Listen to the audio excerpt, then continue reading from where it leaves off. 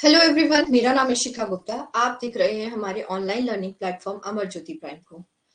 आज की इस सिलेक्शन सीरीज के पार्ट में आज हम क्या टॉपिक कवर करने वाले हैं।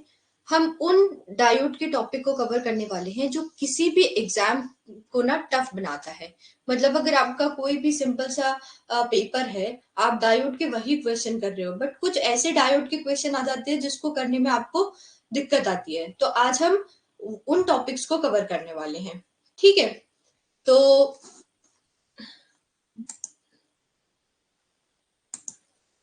Good afternoon Prince.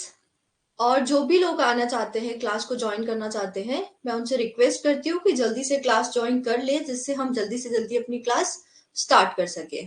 ठीक है,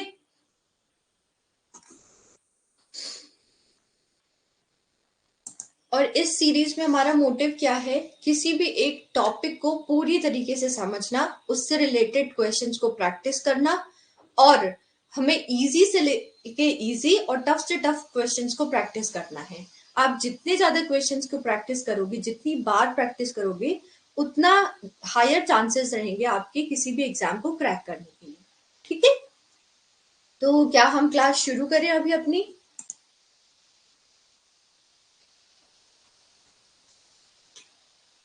चलिए शुरू करते हैं। हमारे पास पहला क्वेश्चन क्या है। If mu I and mu p represents the impurity scattering and photon scattering limited value of mobility of a semiconductor, the overall mobility would be। Question क्या दिया हुआ है कि दो तरीके की स्कैटरिंग है, एक तो फोटोन स्कैटरिंग है और एक इम्प्यूरिटी स्कैटरिंग है। अब जब ये दोनों स्कैटरिंग हो रही है किसी भी सेमीकंडक्टर में, तो उस स्कैटरिंग के कारण क्या हो रहा है कि जो मोबिलिटी है, क्या कहते हैं, इम्प्यूरिटी स्कैटरिंग के कारण वो क्या हो जा रही है, म्यू आई रिप्रेजेंट कर रहा है, और म्यू पी क्या रिप्रेजेंट कर रहा है, मोबिलिटी ऑफ फोटोन स्कैटरिंग। तो ओवरऑल स्कैटरिंग मतलब ओवरऑल मोबिलिटी क्या होगी इस स्कैटरिंग की वजह से। तो स्कैटरिंग बहुत सारी तरीके की होती है। स्कैटरिंग मतलब किसी एक चीज के आ जाने से जो हमारे एटम्स के बीच में वाइब्रेशन होने लगता है, उस वाइब्रेशन को क्या कहते हैं, स्कैटरिंग। ठीक है, अब वो स्कैटरिंग किसकी वजह से हो सकती है, फोटो लाइट एनर्जी पड़ रही है तो हमारे जो एटम्स है वो एक्साइट हो रहे हैं, तो उसके कारण वाइब्रेशन हो रहे हैं। इम्प्यूरिटी अगर हम ऐड कर रहे हैं, जैसे एक रूम में बहुत मतलब कुछ 20 लोग हैं, और अगर हम और लोगों को भरते जाएंगे उसी रूम में, और लोगों को अंदर करते जाएंगे उस रूम के, तो लोगों को एडजस्ट होना पड़ेगा, और वो एडजस्ट कैसे होंगे, उनको मूवमेंट करना पड़ेगा। उस मूवमेंट के कारण क्या होगा, कुछ एनर्जी रिलीज करेंगे, और उसी मूवमेंट को हम कहेंगे इम्प्यूरिटी स्कैटरिंग यहाँ पर। तो ओवरऑल स्कैटरिंग क्या हो जाएगी, answer me if you know the answer.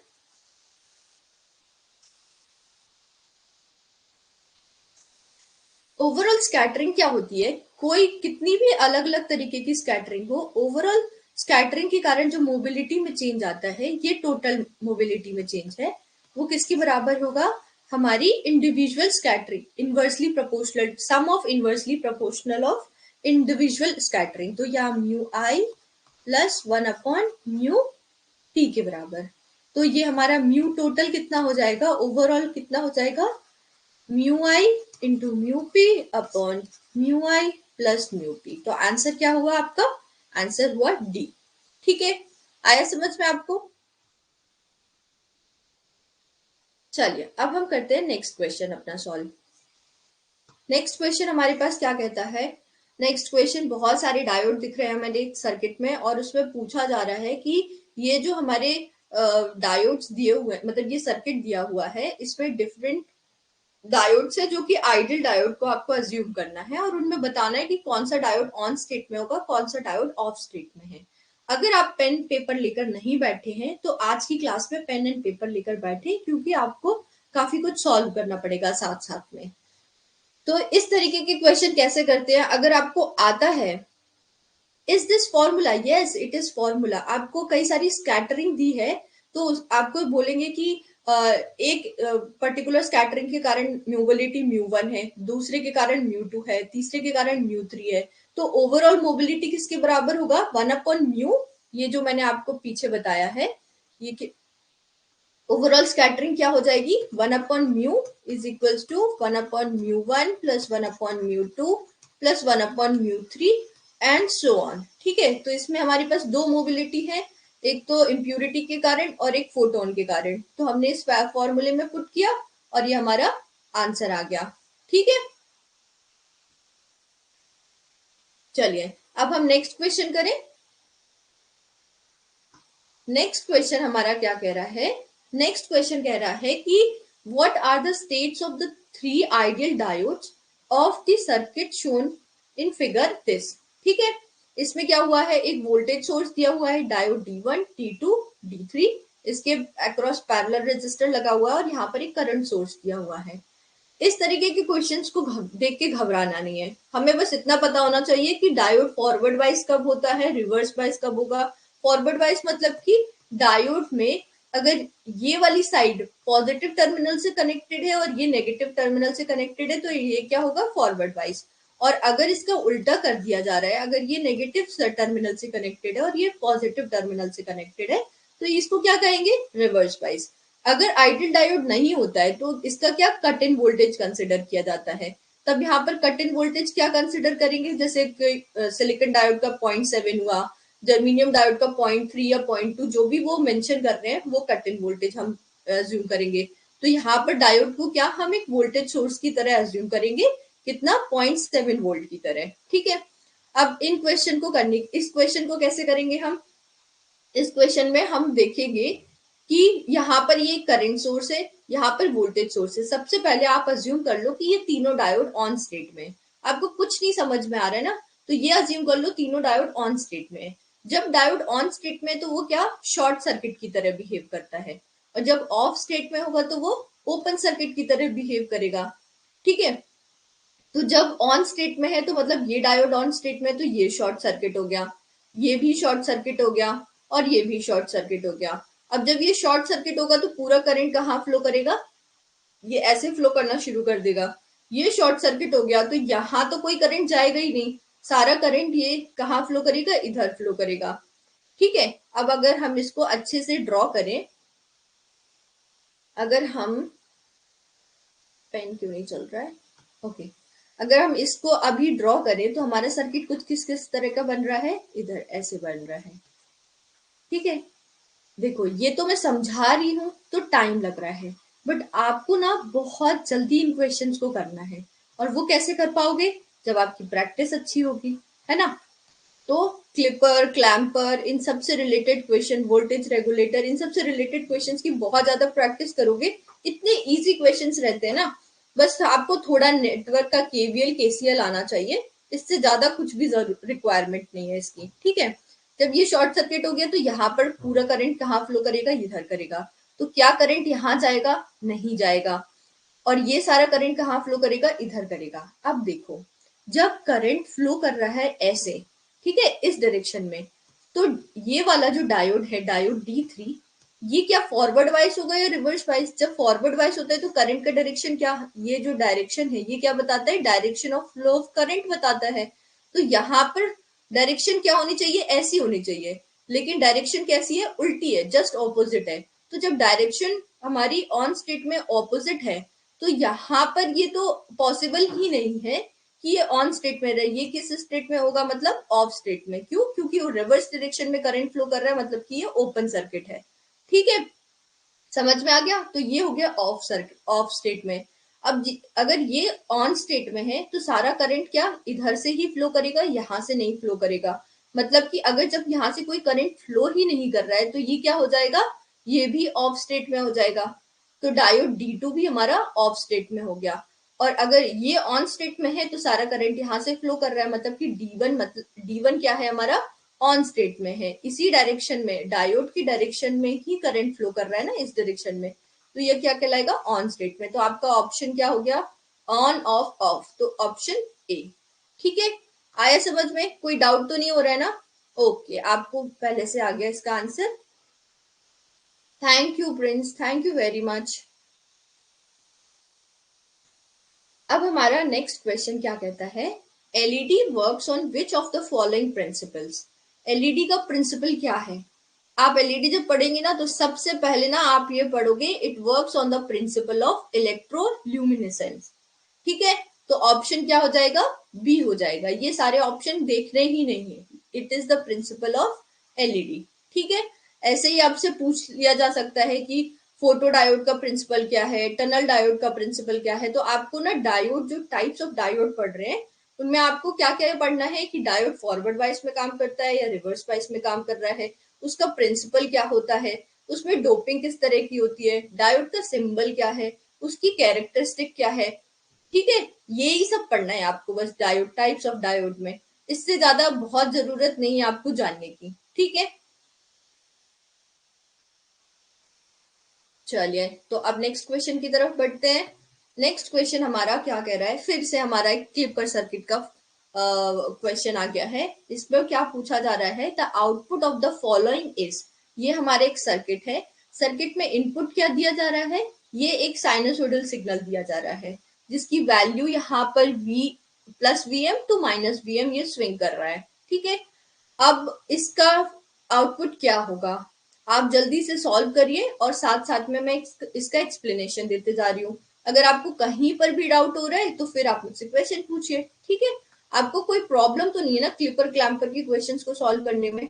अगर प्रॉब्लम है तो मैं एक अलग से आपके लिए लेक्चर रेडी कर लूंगी जिसमें आपको पूरा एक्सप्लेन करूंगी कि क्लिपर्स के क्वेश्चंस कैसे करते हैं, क्लैम्पर्स के क्वेश्चंस कैसे करते हैं, और जो भी आप वट एवर टॉपिक मुझको बोलोगे मैं उसके लिए भी आपको लेक्चर प्रिपेयर कर दूंगी। ठीक है, तो यहाँ पर क्या है, यहाँ पर एक ये वोल्टेज सोर्स दिया हुआ है और यहाँ पर ये आपको क्लियर नहीं दिख रहा होगा बट ये ना माइनस, मतलब यहाँ पर नेगेटिव टर्मिनल है और ये पॉजिटिव टर्मिनल है, ये ध्यान रखना। ठीक है, अब क्वेश्चन को सॉल्व करें। क्वेश्चन को सॉल्व करने के लिए पहले हम कंसिडर करेंगे कि हम पॉजिटिव हाफ साइकिल में, इनपुट की पॉजिटिव हाफ साइकिल में देख रहे हैं। तो when v i is greater than zero तब हम क्या देखेंगे कि ये हमारा जो डायोड होगा यहाँ पर एक पॉजिटिव वोल्टेज होगा और ये नेगेटिव है, ये माइनस वी है। तो हमारा फॉरवर्ड मतलब कोई भी डायोड फॉरवर्ड वाइज कब होगा, जब यहाँ पर हायर पोटेंशियल होगा और यहाँ क्या होगा, लोअर पोटेंशियल होगा। पॉजिटिव नेगेटिव नहीं देखना इन सारे क्वेश्चंस में ना, ये देखना कौन सा हायर पोटेंशियल पे कौन सा लोअर पोटेंशियल पे। क्यों पूछ रही हूँ, क्यों बोल रही हूँ आपको, क्योंकि कभी अगर यहाँ पे दिया हुआ है, यहाँ पे वोल्टेज दिया हुआ है कुछ -5, ठीक है, और अगर यहाँ पर इनपुट दे रहे हैं -3, तो क्या ये वाला जो हमारा नोड है ये हायर पोटेंशियल पे या लोअर पे, ये हायर पोटेंशियल पे कहलाएगा इसके कंपैरिजन में। तो यहाँ पर क्या होगा, डायोड फॉरवर्ड वाइज ही कहलाएगा। ठीक है, बट अगर यहीं पर हम 6 वोल्ट कर दें, -6 वोल्ट कर दें, तो क्या ये लोअर पोटेंशियल पे हो गया और ये हायर पोटेंशियल पे। इस केस में हमारा डायोड क्या हो जाएगा, रिवर्स बाइस हो जाएगा। इस पॉइंट को हमेशा ध्यान रखना कोई भी क्वेश्चन करने से पहले। तो चलिए शुरू करते हैं। जब हमने कहा कि हमारा इनपुट ग्रेटर देन जीरो है, ठीक है, तो ये हमेशा क्या होगा, हमारा फॉरवर्ड बायस होगा। क्यों, क्योंकि ये लोअर पोटेंशियल है, ये माइनस भी है और ये हमेशा पॉजिटिव पोटेंशियल हो रहा है। तो जब ये हायर पोटेंशियल पे तो फॉरवर्ड बायस हो गया, तो हमारा जो डायोड है वो क्या हो जाएगा, फॉरवर्ड बायस होगा। तो जब फॉरवर्ड बायस होगा तो क्या हो जाएगा, जो डायोड है वो क्या हो जाएगा, शॉर्ट सर्किट हो जाएगा। अब ये क्या हो गया, शॉर्ट सर्किट। तो आपका सर्किट कैसा बना, कुछ इस तरीके का बन गया। मेरे को एक सीधी लाइन भी खींचनी नहीं आती है इसमें, बट आप बुरा मत मानना। ये कैसे हो जाएगा, कुछ इस तरीके का शॉर्ट सर्किट हो जाएगा, है ना। और फिर यहाँ पे बैटरी लगी होगी। ठीक,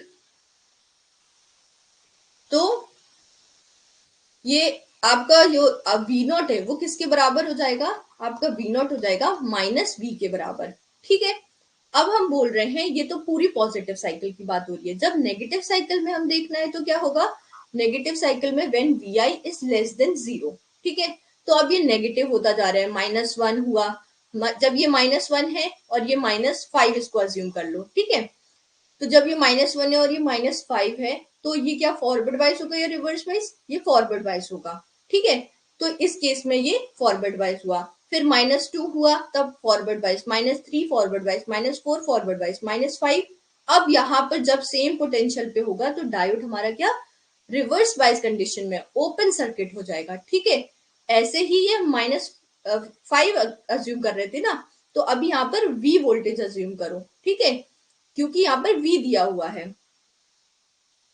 तो जब हमारा v i less than zero है, कब तक, जब तक कि Vi is equals to minus v के बराबर नहीं हो जाता, तब तक क्या है हमारा डायोड फॉरवर्ड बायस है, मतलब कि शॉर्ट सर्किट है। इसका मतलब कि वी नॉट किसके बराबर होगा, माइनस वी के बराबर ही रहेगा।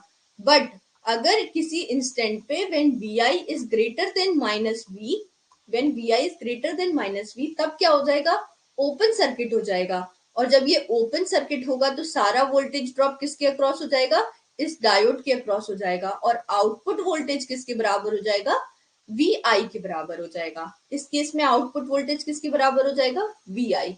तो अब इस पूरे ये चार जो ऑप्शन दिए हैं उनमें से कौन सा आपका ग्राफ मैच कर रहा है, ये देखिए। पहले पॉजिटिव साइकिल में भी माइनस वी, बट जैसे ही ये v से ऊपर, मतलब जैसे ही v से ज्यादा इसकी वैल्यू कम होती है, जैसे ये आपका कुछ ऐसा सिग्नल था, ठीक है। अब जैसे ही इसकी वैल्यू v से कम होती है, तब क्या होगा, ये ओपन सर्किट हो जाएगा और पूरा वोल्टेज ड्रॉप इसके अक्रॉस हो जाएगा। तो इसका आंसर क्या हुआ, इसका आंसर क्या हुआ, बी ऑप्शन। आपको समझ में आया नेगेटिव हाफ साइकिल में ये कैसे हो जाएगा। अगर कोई भी डाउट हो रहा है ना तो आप तुरंत पूछ लें, और अगर आपके यहाँ पर डाउट क्लियर हो गए ना तो आपने क्लिपर से रिलेटेड सारे क्वेश्चन सॉल्व कर लिए, यही समझना। ठीक है, आप कोई भी क्वेश्चन आसानी से कर पाएंगे। और ये क्वेश्चंस होते हैं ना जो एग्जाम्स में क्या सबसे ज्यादा टाइम कंज्यूम करते हैं, ठीक है। और यही क्वेश्चन आपको टफ लगेंगे सबसे ज्यादा, तो आप बोलोगे यार यार पेपर टफ आया, हम diode will be reverse bias in negative.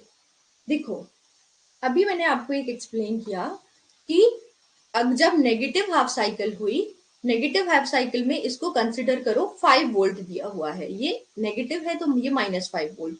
अब हम ये वोल्टेज देखते जा रहे हैं, इसको ये 1 -1 -2 -3 -4 -5 ऐसे इसकी वैल्यू है, ठीक है।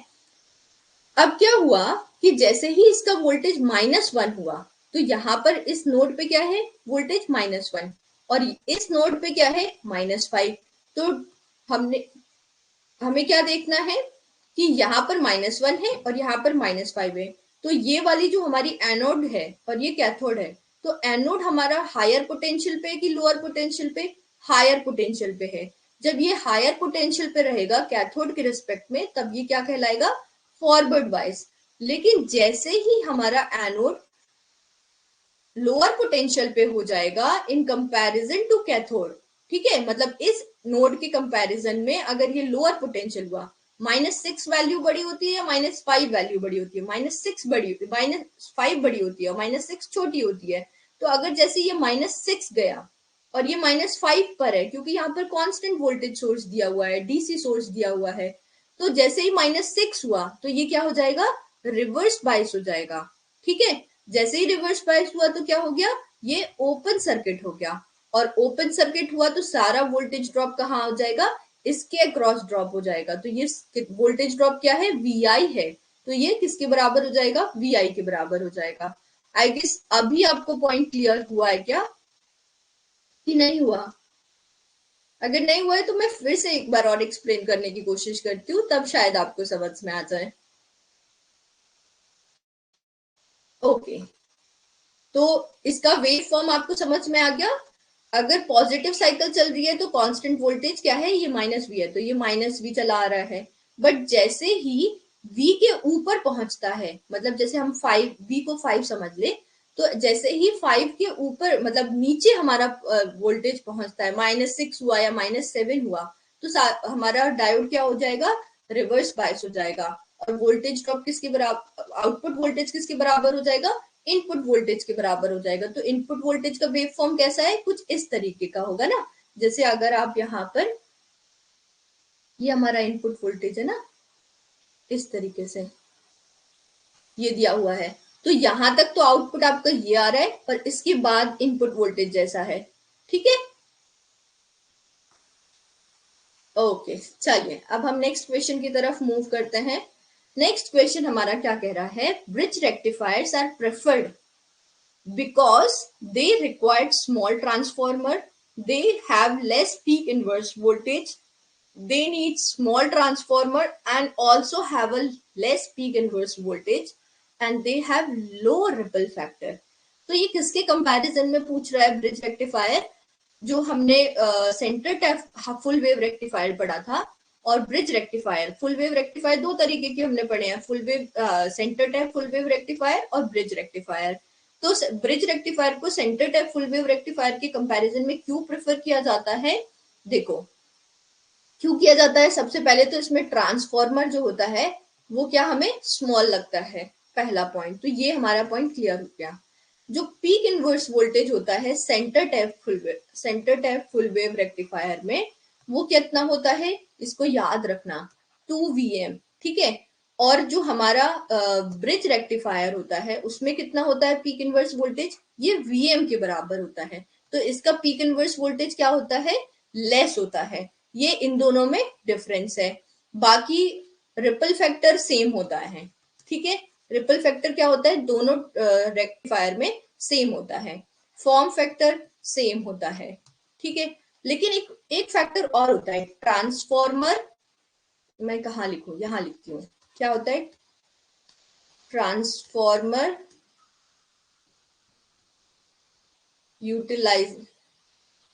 Utilisation factor. आपने क्या इसके बारे में पढ़ा है? ट्रांसफॉर्मर यूटिलाइजेशन फैक्टर ये हमारा ये हमारा ज्यादा होता है इन ब्रिज रेक्टिफायर। बल्कि जो हमारा सेंटर टैप रेक्टिफायर होता है, फुल वेव रेक्टिफायर होता है, उसका जो TUF है ये कम होता है। कितना होता है? इसका होता है अराउंड 0.81 और इसका होता है अराउंड 0.69। तो कंपैरिजन में जो ट्रांसफॉर्मर है वो कितना यूटिलाइज हो रहा है? ये 0.81% यूजर, मतलब 81% यूज हो रहा है। और वहीं पर हमारा सेंटर टैप में कितना हो रहा है? 0.69 या फिर 69% यूज हो रहा है। तो ब्रिज रेक्टिफायर को हम किन किन अलग अलग केसेस में प्रेफर करते हैं? जब हमें नहीं, ब्रिज रेक्टिफायर को हम क्यों प्रेफर करते हैं सेंटर टैप से? क्योंकि स्मॉल ट्रांसफॉर्मर लगता है, पीक इनवर्स वोल्टेज कम होता है, और साथ ही साथ क्या होता है, हमारा जो ट्रांसफॉर्मर यूटिलाइजेशन फैक्टर है वो ज्यादा होता है, ठीक है। तो इसका आंसर क्या हो जाएगा? सी आंसर हो जाएगा।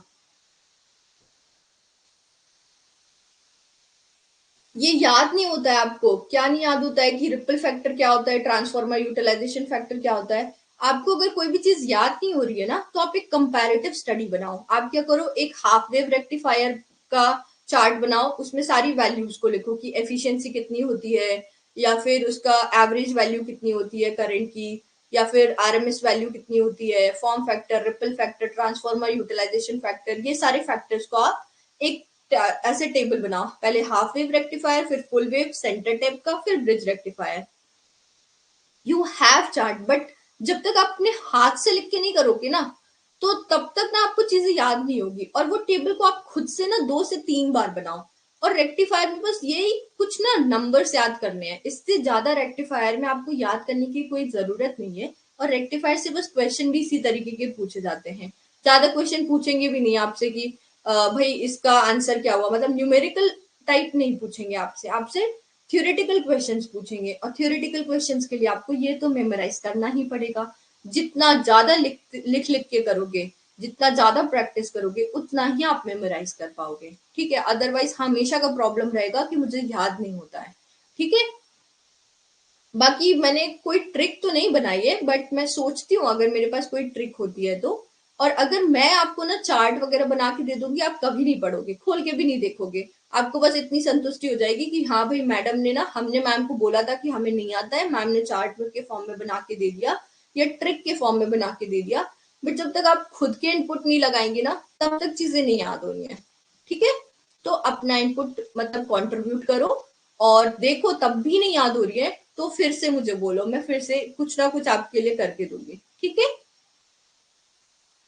चलो, थोड़ा ज्यादा ज्ञान हो गया है क्या? चलो, अभी क्या पूछा है क्लिपर का। क्लिपर क्या काम करता है? Removes part of the input signal, increase DC value of the input signal, reduces DC value of the input signal और modify shapes of the input signal। Clipper का काम क्या होता है? जल्दी से मुझे इसका करेक्ट आंसर दो, I am waiting for the answer. Clipper क्या करता है? क्लिप करता है, मतलब कि it removes the part of a input signal. Very good. ठीक है, चलिए नेक्स्ट क्वेश्चन क्या है। The most accurate model the diode forward current is of diode forward current is, इसका इक्वेशन क्या होती है। I d is equals to i d s e to the power v d upon eta we T -1। ठीक है, आपने ये याद करी होगी। अब इन्होंने क्या किया यहाँ पे, वीटी को अपन कैसे लिख सकते हैं, के टी बाई क्यू से भी लिख सकते हैं, और वीटी को हम कैसे लिख सकते हैं, टी अपॉन 11600 से भी लिख सकते हैं। के क्या होता है, बोल्ट्जमैन कांस्टेंट, टेम्परेचर केल्विन में होता है, और ये चार्ज है।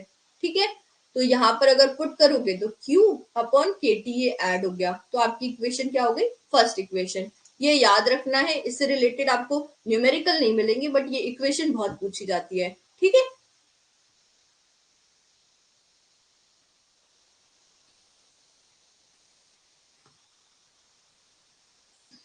which of the following statements are correct?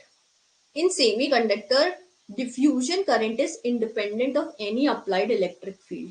इनमें से पूछा है कौन से स्टेटमेंट करेक्ट है। ये वाले क्वेश्चन थोड़े टफ हो जाते हैं, क्योंकि अगर आपको एक भी टॉपिक के बारे में थोड़ा सा कुछ भी कम आइडिया है, तो यहाँ पर आपके क्वेश्चन गलत होने के चांसेस बहुत ज्यादा रहते हैं। ठीक है, तो इन क्वेश्चन को क्या करना है, हमें एक संभल संभल के पढ़ना है और फिर सोचना है कि क्या आंसर सही है और क्या आंसर गलत है। In semiconductor, diffusion current is independent of any applied electric field. तो डिफ्यूजन करंट किसके कारण होता है, डिफ्यूजन के कारण होता है, कॉन्सेंट्रेशन ग्रेडियंट के कारण फ्लो होता है डिफ्यूजन करंट, ना कि इलेक्ट्रिक फील्ड के कारण होता है। इलेक्ट्रिक फील्ड के कारण क्या होता है, ड्रिफ्ट करंट होता है। आई गेस आपको ये पॉइंट क्लियर है कि डिफ्यूजन करंट क्या होता है और ड्रिफ्ट करंट क्या होता है। ठीक है, तो क्या ये स्टेटमेंट सही है या गलत है, ये स्टेटमेंट सही है। ये इंडिपेंडेंट होता है इलेक्ट्रिक फील्ड से। क्यों, क्योंकि इलेक्ट्रिक फील्ड पे कौन सा करंट डिपेंड कर रहा है, ड्रिफ्ट करंट डिपेंड कर रहा है। दूसरा क्वेश्चन क्या दिया हुआ है, दूसरा पॉइंट क्या कह रहा है, Hall effect is used to determine whether a semiconductor is p type और एन टाइप। यस, ये हमारा स्टेटमेंट सही है। हॉल इफेक्ट क्या क्या डिटरमाइन करते हैं, कल के क्वेश्चन में मैंने आपको बताया था, magnetic flux density, current, hall coefficient, फिर विड्थ ऑफ द सेमीकंडक्टर, फिर मोबिलिटी, कंडक्टिविटी, फिर उसके साथ साथ टाइप ऑफ सेमीकंडक्टर, और ये भी बताएगा कि मेटल है या सेमीकंडक्टर है। तो ये आंसर क्या हुआ, सही हुआ। फिर तीसरा ऑप्शन क्या कह रहा है, in a forward bias PN junction diode the current enters as hole current and leaves as electron current. ये ऑप्शन सही है कि नहीं है, ये ऑप्शन सही है। क्यों, क्योंकि हमारा जो पीएन जंक्शन डायोड है, ये कैसा है, कुछ इस तरीके का है। ये पी टाइप है, ये एन टाइप है, और ये डिप्लीशन एरिया है। ठीक है, अब जब हमने यहाँ पर बैटरी कनेक्ट करी है, फॉरवर्ड वाइज किया है, तो यहाँ से जो करंट फ्लो करना शुरू किया, अब इसके अंदर क्या हुआ, ये होल्स है। तो होल्स कैसे, होल्स यहाँ पर मूव करना शुरू करेंगे, तो एंटर कैसे कर रहा है, एज अ होल करंट, और यहाँ पर क्या है, इलेक्ट्रॉन है। तो इस एरिया में, मतलब जब यहाँ नोड खत्म हो रही है, यहाँ पर करंट किसके कारण है, इलेक्ट्रॉन्स के कारण है। तो एंटर कर रहा है एज अ होल करंट और लीव कर रहा है एज एन इलेक्ट्रॉन करंट। ठीक है, तो जो हमारी क्या कहते हैं, जो पीएन जंक्शन डायोड है, उसमें ये ऑप्शन सही हो जाएगा। डी ऑप्शन हमारा क्या कह रहा है, the barrier capacitance of PN junction diode is constant and independent of the reverse bias voltage. ये स्टेटमेंट सही है कि गलत है। पहली बात तो देखो, ऑप्शन में ना चार मतलब जो ऑप्शन है उनमें बता रहे हैं कि तीन ही स्टेटमेंट कोई से सही है। अब कौन से सही है, तो आपको पता है कि पहले तीसरे सही है, तो तीसरे चौथा तो आपका गलत हो गया। बट क्यों गलत हो गया, उसका रीजन अभी जानते हैं। ठीक है, रीजन क्या है, कल मैंने आपको बताया था कि जो हमारा कैपेसिटेंस होता है, जो जंक्शन कैपेसिटेंस होता है, वो किसके इनवर्सली प्रोपोर्शनल होता है, विड्थ के।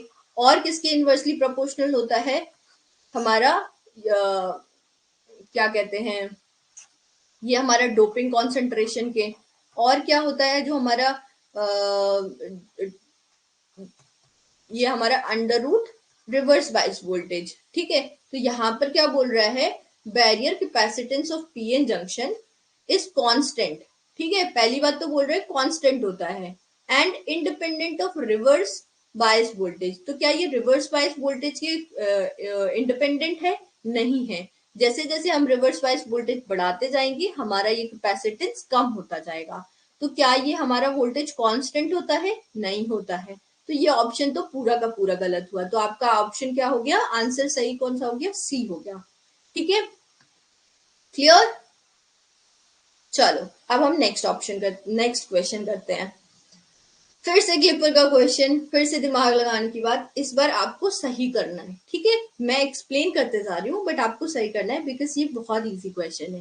क्वेश्चन क्या कहता है? Sketch the shape of the output waveform for the clipper circuit shown in this figure assuming an ideal diode with no voltage drop. ठीक है, अच्छी बात तो ये होती है जब बोल देते हैं आइडियल डायोड है। जब बोल देते हैं ना आइडियल नहीं है और उनका कट इन वोल्टेज वगैरह इस तरीके का है, तब थोड़ा सा तो मुझे अच्छा नहीं लगता है क्वेश्चन सॉल्व करना।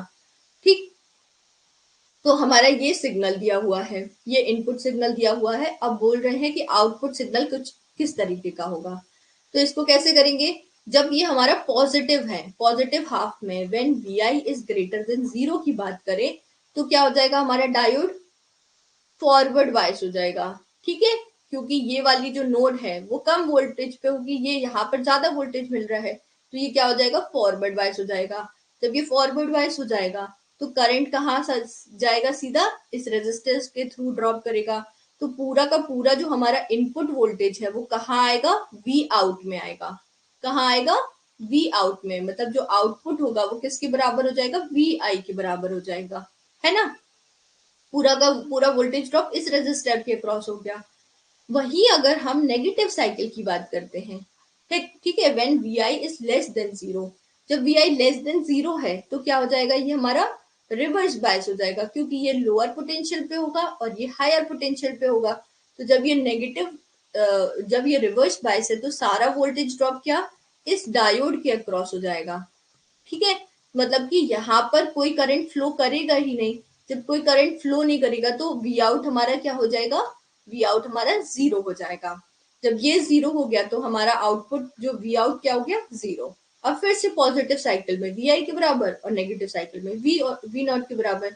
तो आपका कैसा बन रहा है wave form? Output wave form इस तरीके का, पॉजिटिव में, फिर नेगेटिव में 0, फिर पॉजिटिव में इस तरीके का। तो ऑप्शन कौन सा मैच कर रहा है आपका? डी ऑप्शन मैच कर रहा है। वेरी गुड, डी ही आंसर है।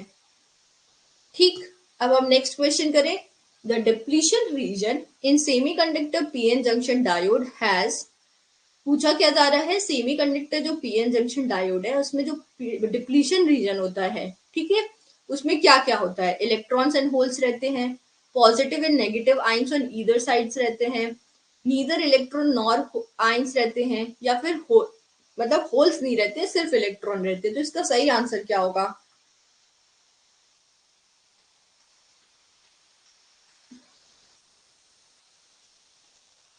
इसका सही आंसर क्या है? ए, इलेक्ट्रॉन्स एंड होल्स। गलत। हाँ, वो पिछला वाला हाफ वेव रेक्टिफायर का डायग्राम हो गया था, बट ये इसका आंसर ए नहीं है। क्यों नहीं है? देखो, डिप्लीशन रीजन कैसे बन रहा है यहाँ पर मैं बताती हूँ। थोड़ा बड़ा डायग्राम बनाती हूँ पहले तो, और सुंदर सा बनाती हूँ। ठीक है,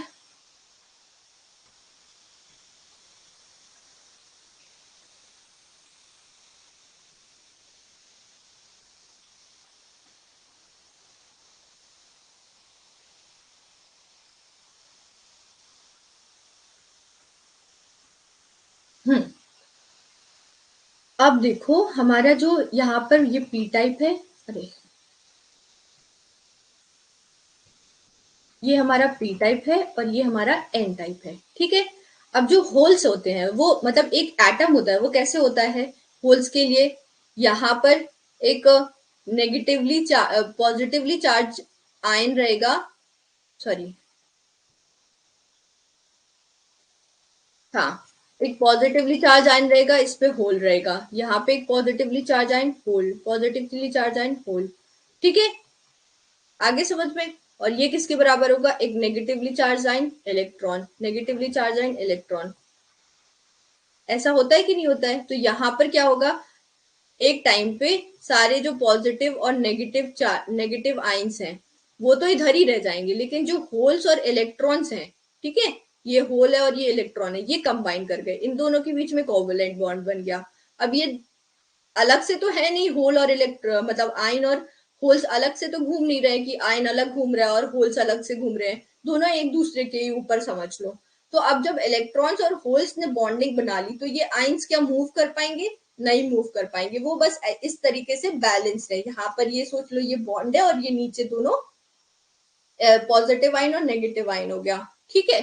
तो यहाँ पर डिप्लीशन रीजन में क्या होता है, positive and negative ions on the either side होते हैं, ना कि इलेक्ट्रॉन्स एंड होल्स होते हैं। I guess now it is clear to you, ठीक है। इसका आंसर बी क्यों होगा, ए क्यों नहीं होगा?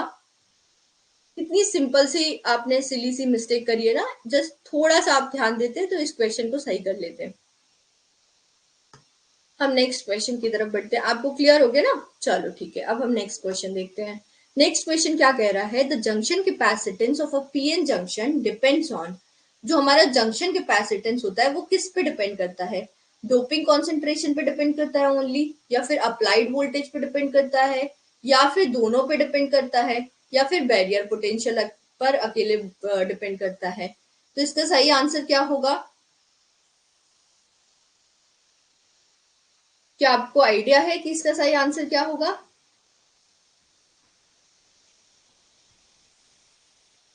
इसका सही आंसर होगा C, both doping concentration and applied voltage, ठीक है। अब इसका आंसर सी क्यों होगा मैं बताती हूँ। जो जंक्शन कैपेसिटेंस होता है वो दो तरीके के जंक्शन कैपेसिटेंस होते हैं। एक को कहते हैं हम ट्रांजिशन कैपेसिटेंस, ठीक है, जिसको हम लिखते हैं सीटी से, और एक को बोलते हैं हम डिफ्यूजन कैपेसिटेंस, ठीक है, इसको लिखते हैं सीडी से। जो ट्रांजिशन कैपेसिटेंस होता है, ठीक है, जो ट्रांजिशन कैपेसिटेंस होता है ये किस फॉर्म में कैसे रहता है इसका रिलेशन? ये हमारे जो रिवर्स वोल्टेज रहता है, रिवर्स बायस वोल्टेज रहता है उसके इनवर्सली प्रोपोर्शनल रहता है। और जो डिफ्यूजन कैपेसिटेंस होता है ये डायरेक्टली प्रोपोर्शनल होता है under root of doping concentration, ठीक, under root of doping concentration. तो जो जंक्शन कैपेसिटेंस क्या है, जंक्शन कैपेसिटेंस कौन से हैं, सीटी और सीजे, ठीक है। तो ये वाला वोल्टेज पर डिपेंड कर रहा है और ये वाला किस पर डिपेंड कर रहा है, डोपिंग कॉन्सेंट्रेशन पर डिपेंड कर रहा है। मतलब कि ये किस पे डिपेंड करेगा, both doping concentration and applied voltage. अब देखो जो सीटी है यहाँ पर ये किस पे डिपेंड कर रहा है, रिवर्स बायस वोल्टेज पे। मतलब कि जंक्शन कैपेसिटेंस कब होता है, जब रिवर्स बायस अप्लाई किया जाए, उस समय जो कैपेसिटेंस जो चार्ज स्टोर हो रहा है, ठीक है, वो क्या हो जाएगा, ट्रांजिशन कैपेसिटेंस। और जब हम फॉरवर्ड वाइज करते हैं, ठीक है, फॉरवर्ड वाइज करेंगे तब कौन सा कैपेसिटेंस होगा, डिफ्यूजन कैपेसिटेंस। तो आपसे ये भी पूछ सकते हैं कि फॉरवर्ड वाइज में कौन सा कैपेसिटेंस होता है, ट्रांजिशन कैपेसिटेंस, डिफ्यूजन कैपेसिटेंस, या दोनों कैपेसिटेंस होते हैं, या फिर कोई भी नहीं होता है? तो ऑप्शन क्या होगा, डिफ्यूजन कैपेसिटेंस होगा, ठीक है। चलिए, अच्छा लगा ये वाला क्वेश्चन आप लोग को? नेक्स्ट क्वेश्चन करते हैं। नेक्स्ट क्वेश्चन क्या कह रहा है, what is the type of breakdown that occurs in zener diode having breakdown voltage 6 volt? जब 6 वोल्ट हमारा जो ब्रेकडाउन वोल्टेज होता है तो जेनर डायोड में किस तरीके का ब्रेकडाउन होता है? तो जो जेनर डायोड में ब्रेकडाउन होते हैं वो मेनली दो तरीके के होते हैं, एक जेनर ब्रेकडाउन होता है कहते हैं, और एक एवलांच ब्रेकडाउन होता है। और दोनों कहाँ हो रहे हैं, जेनर डायोड में ही हो रहे हैं।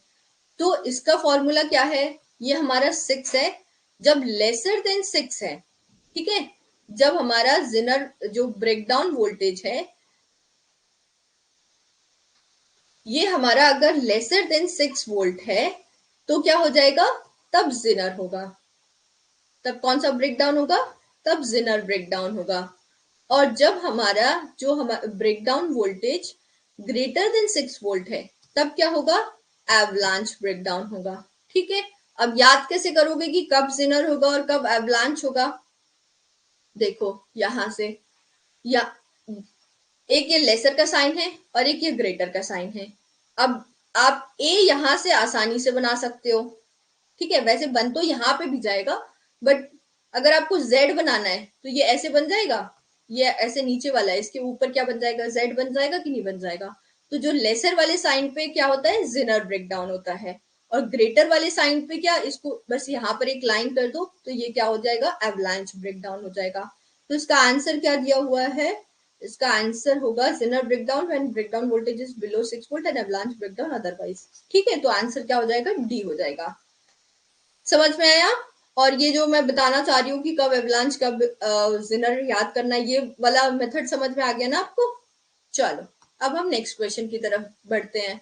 नेक्स्ट क्वेश्चन फिर से क्लिपर सर्किट, लेकिन यहाँ पर क्लिपर सर्किट में हमने क्या यूज कर रखा है, क्लिपर सर्किट में एक जिनर डायोड यूज कर रखा है। जिनर डायोड हमारा एक कांस्टेंट वोल्टेज सोर्स की तरह भी काम करता है। ठीक है, कब, जब वो ब्रेकडाउन रीजन में काम कर रहा हो।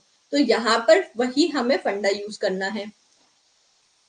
तो हमारा क्वेश्चन सेम है, पिछले जो हमने पहली बार जो क्लिपर का क्वेश्चन किया था ना, उसी जैसे ही है, बट यहाँ पर जिनर डायोड लगा हुआ है। तो क्या होगा, आप इसको थोड़ा डर जाओगे, लेकिन इसको आपको कैसे रिप्लेस करना है, एक वोल्टेज सोर्स की तरह रिप्लेस कर दो। पॉजिटिव साइड मतलब जहां पर ये जेड वाली डायरेक्शन है, ये पॉजिटिव होगी और ये वाली नेगेटिव होगी, उल्टा मत करना।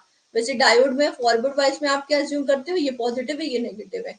जिनर डायोड क्या रिवर्स वाइज में काम करता है, तो रिवर्स वाइज में आप उल्टा कर दो, ये वाले पॉजिटिव हो जाएगा और ये वाला नेगेटिव हो जाएगा। ठीक है, आपने voltage source, reference voltage source याद करना सीख लिया। अब क्या पूछ रहे हैं, अब आपसे बोल रहे हैं कि ये जो क्या कहते हैं वेव फॉर्म है, आपका आउटपुट वेव फॉर्म वो किस तरह की होगी। तो किस तरह की होगी देखते हैं। पहले जब हम कह रहे हैं कि ये फॉरवर्ड वाइज है, ठीक है, यहाँ पर क्या वोल्टेज दिया हुआ है, 5 वोल्ट। अच्छा सा डायग्राम बना ले क्या आपको समझाने के लिए।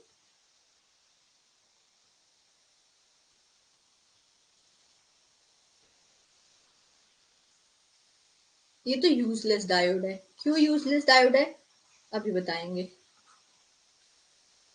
ठीक है, ये D1 डायोड है, ये D2 डायोड है। अब क्या हमने जब पॉजिटिव साइकिल दी, पॉजिटिव साइकिल में कब तक, जब हम पॉजिटिव साइकिल दे रहे हैं तो कब तक यहाँ पर ये रिवर्स बाइस रहेगा, ये 5 वोल्ट है। तो जब तक यहाँ पर 5 वोल्ट से ज्यादा वोल्ट नहीं पहुंचेगा, मतलब कि ये वाला जो नोड है हायर पोटेंशियल पे नहीं पहुंचेगा इस नोड के कंपैरिजन में, तब तक कि हमारा ये डायोड रिवर्स बाइस में रहेगा। समझ में आ गया।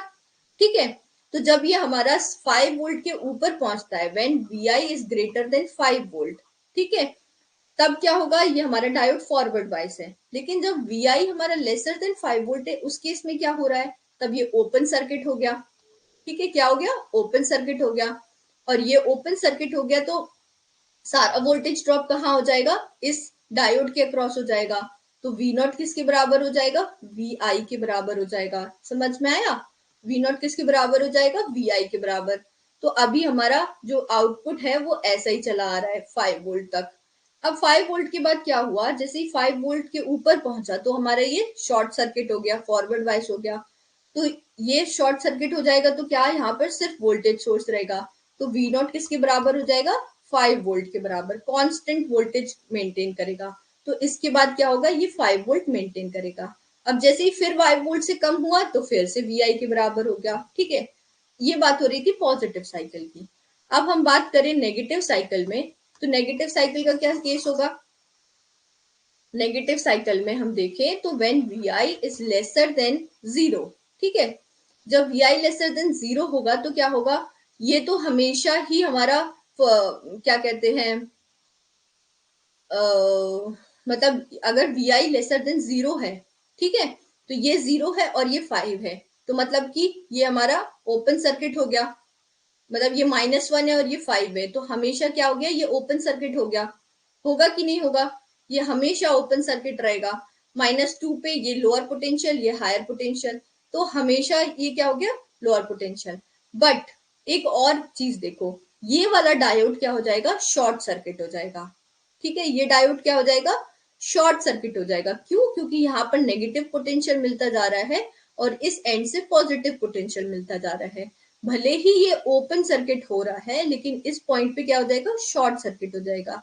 और जब शॉर्ट सर्किट हो जाएगा तो क्या, यहाँ पर वी आउट किसके बराबर हो जाएगा, 0 के बराबर हो जाएगा। तो इस केस में हमें D2 पर भी ध्यान देना है। ठीक है, वी आउट क्या हो गया, 0 हो गया। तो आंसर क्या हुआ हमारा, ये वाला आंसर हुआ। नेगेटिव साइकिल में तो 0 ही जा रहा है, और जब 5 वोल्ट के ऊपर पहुंच रहे हैं तो एक कांस्टेंट वोल्टेज मेंटेन कर रहा है। ठीक है, समझ में आया आपको इसका सोल्यूशन? अब नेक्स्ट क्वेश्चन की तरफ बढ़ सकते हैं कि नहीं, या फिर इसको ही और एक्सप्लेन करना है?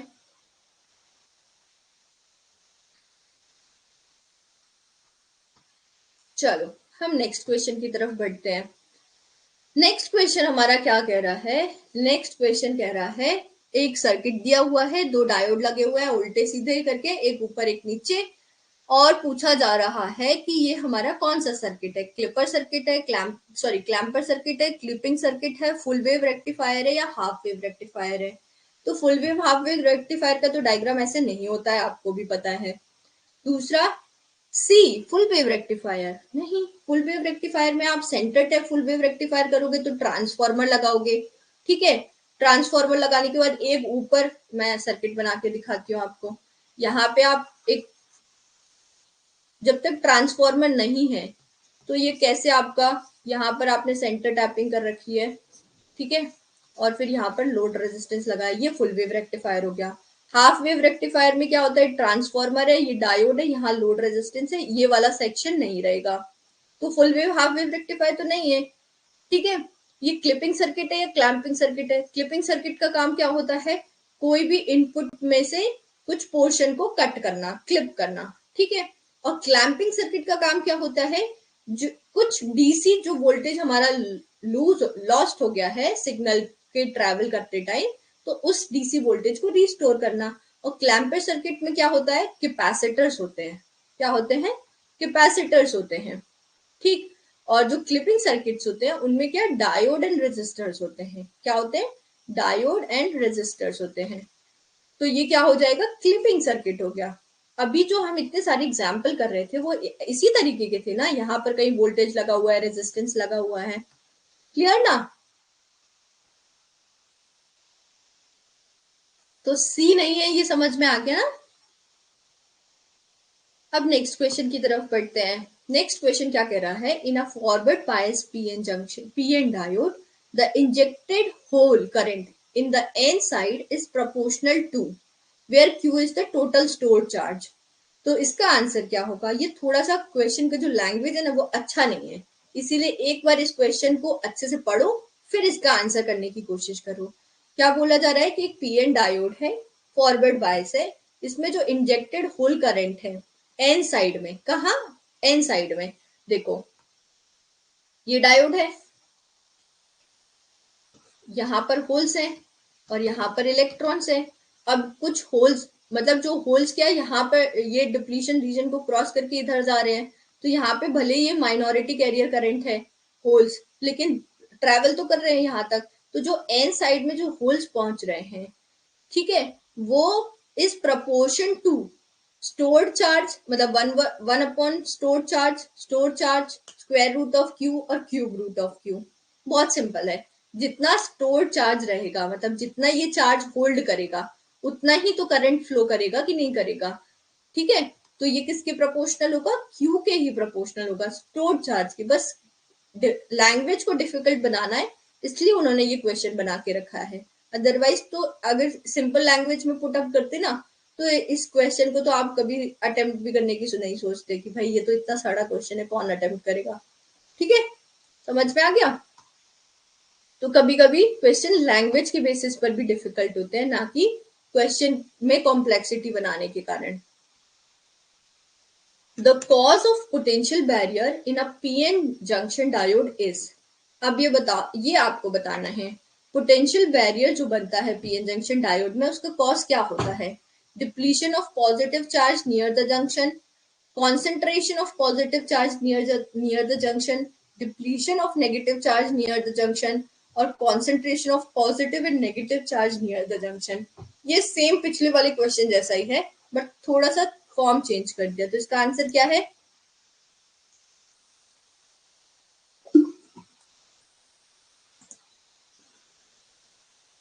इसका आंसर क्या हुआ?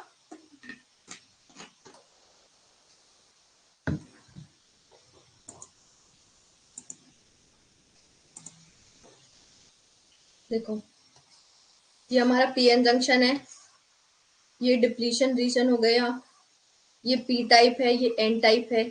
यहाँ पर मैंने क्या बताया था, आइंस नेगेटिव आइंस हो गए, यहाँ पर पॉजिटिव आइंस हो गए। ठीक है, और इन दोनों यहाँ पर कोवेलेंट होल्स और इलेक्ट्रॉन कंबाइन कर गए तो एक कोवेलेंट बॉन्ड बना लिया।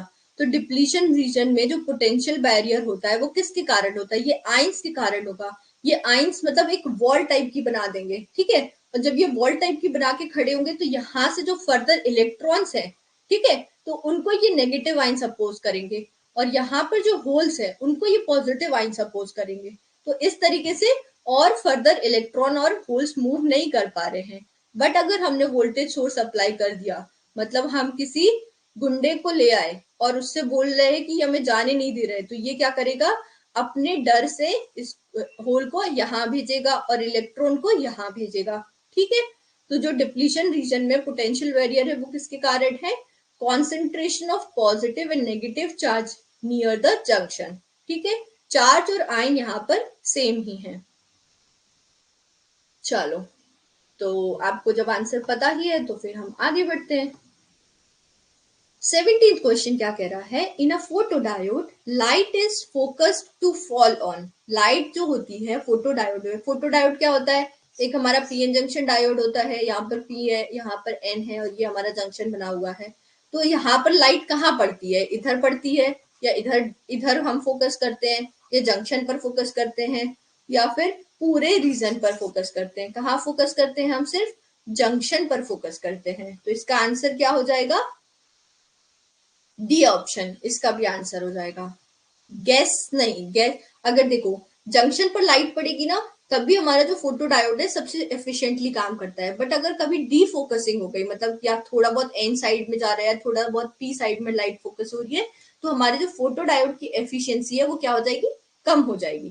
ठीक है, वो क्या हो जाएगी, कम हो जाएगी। तो इसीलिए, और जो यहाँ पर लाइट जब पड़ती है ना, तो ये वाला जो जंक्शन एरिया होता है, ये डिप्लीशन एरिया है, तो इस डिप्लीशन एरिया पर फोटो सेंसिटिव मटेरियल लगाया जाता है। क्या लगाया जाता है, फोटो सेंसिटिव मटेरियल, कि ये इसकी फोटो सेंसिटिविटी ज्यादा होती है, तो जैसे ही लाइट पड़ेगी तुरंत से ही ये सेंस करके फिर यहाँ पर जो इलेक्ट्रॉन्स और होल्स को क्या करेगा, ब्रेक करेगा। और जब इनको ब्रेक करेगा तो इलेक्ट्रॉन यहाँ पर फ्लो करना शुरू करेंगे, मतलब इलेक्ट्रॉन यहाँ फ्लो करना शुरू करेंगे, होल्स यहाँ फ्लो करना शुरू करेंगे, और क्या, एक करंट फ्लो करना शुरू करेगा। तो फोटोडायोड में क्या, जब हम लाइट एमिट करते हैं तो करंट प्रोड्यूस होता है। ठीक है, और लाइट कहाँ एमिट करते हैं, जंक्शन पर एमिट करते हैं। ठीक है, तो आंसर क्या हुआ, डी हुआ आपका। नेक्स्ट क्वेश्चन देखते हैं। नेक्स्ट क्वेश्चन बहुत सरल है, बस डराने के लिए आपको इस तरीके का बनाया गया है। नेक्स्ट क्वेश्चन में बोला गया है कि करेक्ट फुल वेव रेक्टिफायर का सर्किट कौन सा है। अब आपने अगर फुल वेव रेक्टिफायर पढ़ा है तो आपको पता होगा कि करंट उसमें किस तरीके से फ्लो करता है। पॉजिटिव हाफ साइकिल में एक डायरेक्शन करंट का फ्लो करता है, और नेगेटिव हाफ साइकिल में उल्टे डायरेक्शन में फ्लो करेगा। और एक टाइम पे दो डायोड एक्टिव होंगे। ठीक है, एक टाइम पर दो ऑपोजिट डायोड्स, मतलब डायगनली जो ऑपोजिट डायोड्स हैं वो एक्टिव होते हैं। तो इसमें आप देखो, सी, वेरी गुड, सी होगा। जैसे अब हम इसी पे देखें तो अगर पॉजिटिव साइकिल अप्लाई करा तो ये वाला डायोड पॉजिटिव, मतलब ये शॉर्ट सर्किट हुआ, फिर यहां से करंट गया इधर से लोड से होते हुए, फिर इस डायोड इसको शॉर्ट सर्किट किया, और यहाँ और इस एंड पे क्या, ये नेगेटिव हो जाएगा और ये भी नेगेटिव टर्मिनल हो जाएगा इसके लिए। तो ये ओपन सर्किट और ये ओपन सर्किट हो गए। तो ये पाथ क्या बन गया, कुछ इस तरीके का बन गया। ठीक है, मैं यहाँ पर पेन से ही बना देती हूँ। पाथ क्या बन गया, ये वाला पाथ बन गया। ठीक है, और जब रिवर्स बाइस किया तो करंट कैसे फ्लो करना शुरू करेगा, इस डायरेक्शन में। तो यहां से फ्लो करेगा, फिर इधर जाएगा, फिर इधर से ये वाली लाइन से इधर जाके फिर ऐसे उल्टा फ्लो करेगा। ठीक है, गिचपिच ज्यादा हो गई है क्या, वैसे आपको आंसर पता है, तो हम आगे बढ़ते हैं। ठीक है, चलो नेक्स्ट क्वेश्चन देखते हैं। नेक्स्ट क्वेश्चन क्या कह रहा है हमारा, which of the following is the main application of point contact diode. Point contact diode के बारे में शायद आपने उतना नहीं पढ़ा होगा, बट पॉइंट कॉन्टेक्ट डायोड के बारे में ना बहुत छोटी सी चीजें मतलब पूछी जाती हैं। तो एक तो मेन उसका एप्लीकेशन पूछा जाता है और दूसरा पता होना चाहिए पॉइंट कांटेक्ट क्या होता है। पॉइंट कांटेक्ट मतलब जस्ट ऐसे कांटेक्ट किया है, तो एक एन टाइप सेमीकंडक्टर पे एक मेटल लगा दो, ठीक है, बस एक जैसे थिन वायर फाइबर टाइप, या फिर जो कैट विस्कर्स होते हैं ना, जैसे मूछ जैसे निकल रही है, तो एक ऐसे बस वायर लगा हुआ है टंगस्टन का, ठीक है। तो ये टंगस्टन का वायर कनेक्टेड होता है, तो ये हमारा फर्स्ट डायोड था, ठीक है। ये पॉइंट कांटेक्ट डायोड है ना, ये पहला डायोड जिसने भी डायोड फैब्रिकेट किया वो ये वाला डायोड फैब्रिकेट किया था। कब किया था? 1909 में किया था। अब अभी तो इतना इम्पोर्टेंट नहीं है आपके लिए, बट जब क्या कहते हैं 2019 था ना, तो उस समय पर इंजीनियरिंग सर्विसेज का एग्जाम हुआ था, तब उस इसके बारे में पूछा गया था। तो लाइक ऐसे था कि आउट ऑफ नो वेयर इस क्वेश्चन को क्यों पूछा गया है, इसलिए पूछा गया था क्योंकि उसको 100 ईयर्स, मतलब सॉरी 2009 में पूछा गया था क्योंकि इसको 100 ईयर्स हो गए थे, ठीक है, इस डायोड को।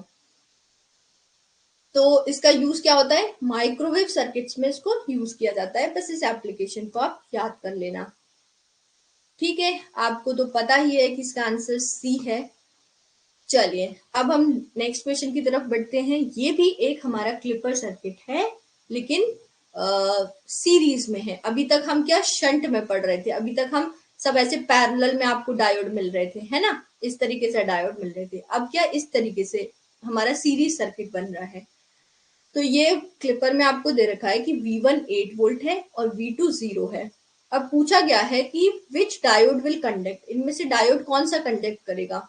अगर 8 वोल्ट है, ठीक है, अगर आपको नहीं समझ में आ रहे हैं ना, तो आप ये अज्यूम करो कि यहाँ पर V0 है और दोनों डायोड कंडक्ट कर रहे हैं। जब कुछ नहीं पता है तब की बता रही हूँ। तो आपको नहीं समझ में आए तो आप क्या करोगे, यहाँ पर एक नोड लगाओगे, तो V0 minus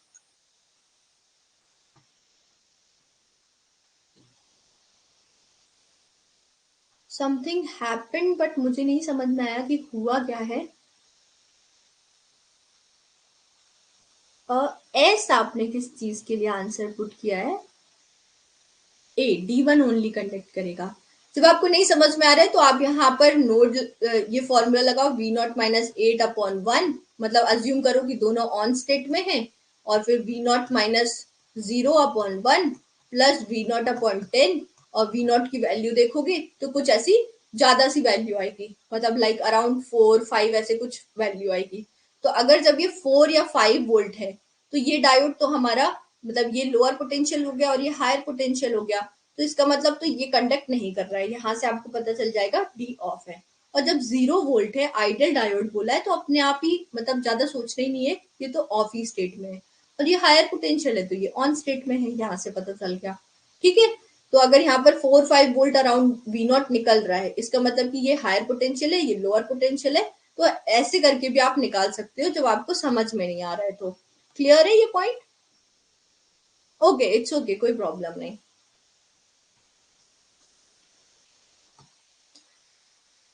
The value of series resistor that is required to limit the current through an LED to 10 milliampere with a forward voltage drop of 0.6 volt when connected to a 20 volt supply is। ये तो कुछ गड़बड़ सा question दिख रहा है, but बहुत सरल क्वेश्चन है। जब हमारा एलईडी होता है ना, एलईडी क्या, लाइट एमिटिंग डायोड होता है। तो वो कैसा होता है कि एक यहाँ पर वोल्टेज सोर्स अज्यूम कर लो, वी वोल्टेज, इसके अक्रॉस जो हमें लिमिटिंग रेजिस्टर होता है, एक लिमिटिंग रेजिस्टर लगा रहता है यहाँ पर। फिर ये हमारा लाइट एमिटिंग डायोड होता है, जो इसका सिंबल कुछ इस तरीके का होता है, और ये हो गया, ठीक है। अब यहाँ पर क्या बोल रहा है कि एक series resistor that is required to limit the current through an LED, ठीक है। अब एलईडी के अक्रॉस एक लिमिटिंग रेजिस्टर लगा हुआ है टू अ 10 मिली एम्पियर, यहाँ इसके अक्रॉस कितना करंट फ्लो कर रहा है, 10 मिली एम्पियर करंट फ्लो कर रहा है। और वोल्टेज ड्रॉप, इस एलईडी के अक्रॉस वोल्टेज ड्रॉप कितना है, 0.6 है। वोल्टेज सप्लाई कितनी है, 20 है। तो क्या पूछ रहा है, द वैल्यू सी, अब आर मतलब रेजिस्टेंस की वैल्यू पूछ रहा है, तो आई गेस इसको तो मुझे सॉल्व भी नहीं कराना चाहिए। इसका आंसर क्या होगा? इसका आंसर होगा 1.94 किलो ओम्स, ठीक है। क्या होगा इसका आंसर? 20 - 0.6 अपॉन आर हमें निकालना है, आई इक्वल्स टू आई, मतलब यहाँ पर आई की वैल्यू रखो तो ये कितना है 10 मिली एम्पियर्स, तो ये कितना हो जाएगा 19.4 अपॉन 10, ठीक है, और इंटू 10⁻³ आर, तो आर की वैल्यू कितनी हो गई 1.94 किलो ओम्स, ठीक है। नेक्स्ट क्वेश्चन करें। अब देखो, आपको हाफ वेव रेक्टिफायर वगैरह के क्वेश्चन बहुत अच्छे लग रहे थे क्योंकि इसमें डायरेक्ट पाथ पूछ लिया या फिर ये पूछ लिया कि ये हाफ वेव रेक्टिफायर है या फुल वेव रेक्टिफायर है, फॉर्म फैक्टर है या फिर फॉर्म फैक्टर कितना होता है, एफिशिएंसी कितनी होती है, रिपल फैक्टर कितना होता है, जैसे तैसे आपने रटा था, क्वेश्चन सही करे थे। अब एक और गंदा से क्वेश्चन आ गया। इस तरीके के क्वेश्चन पहली बात तो कम पूछे जाते हैं, ये उन्हीं से पूछे जाएंगे जब आपको पेपर ना कुछ उनको डिफिकल्ट करने के लिए कुछ नहीं रह जाएगा, बट फिर भी एक टाइप का क्वेश्चन है तो मैं आपको सॉल्व करवा रही हूँ, ठीक है। क्या दिया हुआ है कि ये हमारे क्या हुआ दिया हुआ है, एक full wave rectified sinusoidal signal दिया हुआ है इस तरीके का, बट इसमें क्या दिया हुआ है, has an average value equals to half maximum value, इसकी वैल्यू जो एवरेज है, ठीक है, करंट की जो एवरेज वैल्यू है वो किसके बराबर दे रखी है, हाफ ऑफ मैक्सिमम वैल्यू दे रखी है, इतना दिया हुआ है। और ये कहां से कहां कंडक्ट कर रहा है, मतलब थोड़ा डिले है, जो इसको जीरो से कंडक्ट करना था वो कहां से कर रहा है, थीटा एंगल से कंडक्ट करना शुरू कर रहा है अप टू पाई, फिर यहाँ पर फिर थीटा डिले है और फिर पाई बाय थीटा से फिर 2 पाई, फिर थीटा का डिले है। तो ये पूछ रहा है कि जो डिले एंगल थीटा है वो कितना है। अब भाई क्वेश्चन तो थोड़ा आपको डिफिकल्ट साउंड कर रहा है लेकिन बहुत इजी क्वेश्चन है, ठीक है, इजी है इसीलिए मैं आपको बता रही हूँ, टफ होता ज्यादा तो आपके एग्जाम में रिक्वायर्ड ही नहीं होता। अब आई एवरेज आप कैसे निकालते हो, पूरा टाइम पीरियड, मतलब इसका टाइम पीरियड कितना है, पाई का टाइम पीरियड है ना, तो टाइम पीरियड कितना हो जाएगा 1/पाई, 0 to पाई, मतलब एंगल कितना कहां से कहां तक कंडक्ट कर रहा है, थीटा से लेके पाई तक कर रहा है, तो थीटा टू पाई, सिग्नल क्या है, I am sine omega T, यही सिग्नल है, और मतलब थीटा कर दो उसको, I am sine theta D theta. समझ में आ रहा है आपको मैं क्या इक्वेशन लिख रही हूं। अब इसको आप इंटीग्रेट करेंगे तो क्या आ जाएगा 1/पाई I M minus cos theta, कहां से लेके, थीटा से लेके पाई तक, ठीक है। अब आई एवरेज की वैल्यू यहां पर पुट कर दो तो ये किसके बराबर है, I am by two, I am से आई एम कट गया तो ये क्या हो जाएगा pi by two equals to minus, मतलब cos minus sorry cos pi कितना होता है -1, ठीक है, तो ये हो जाएगा 1, ठीक है, minus of -1, minus minus minus plus हो गया, प्लस कॉस थीटा, ये हो गया, फिर ये इधर चला गया तो क्या बन जाएगा pi by two -1 is equals to cos theta. अब थीटा इज इक्वल्स टू किसके बराबर हो जाएगा, cos inverse pi by two -1, है सरल की नहीं है, आया समझ में आपको, है सरल ना, तो बहुत इजी था, बट उसको मतलब जब ऐसे थीटा वीटा दिए रहते हैं ना तो क्वेश्चन अपने को अपने आप ही डिफिकल्ट लगता है। जब मैंने भी पहली बार इस क्वेश्चन को देखा था ना मुझे लगा पूछना क्या जा रहा है, मतलब करना कैसे है, माइनस कॉस थीटा होगा, लेकिन आप कॉस पाई किसकी वैल्यू बराबर, कॉस पाई की वैल्यू क्या होती है -1 होती है।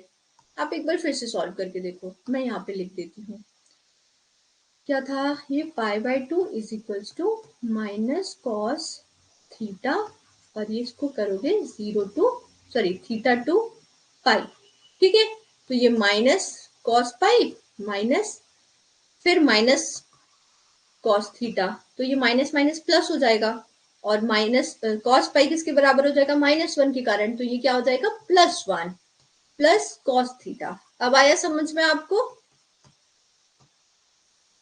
कहाँ आप गलती कर रहे थे, ओके चलो अब हम नेक्स्ट क्वेश्चन की तरफ बढ़े।